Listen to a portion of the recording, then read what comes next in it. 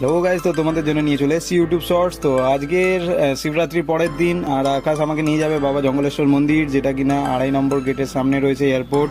তো আমরা নেমে গেছি এখন। আমি তো চিনি না, আকাশ নিয়ে যাচ্ছে আমাকে। তো অনেকটা হাঁটার পরে আমরা গিয়ে পৌঁছালাম সেই বাবা জঙ্গলেশ্বর মন্দিরের সামনে।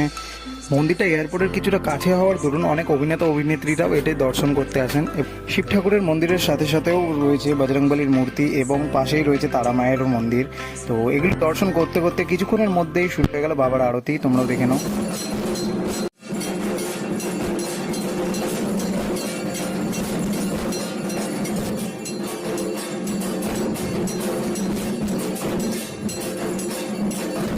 এরপর বাবার আরতি শেষ হওয়ার পরে মনটা শান্ত করে আমরা বাড়ির দিকে রওনা হলাম।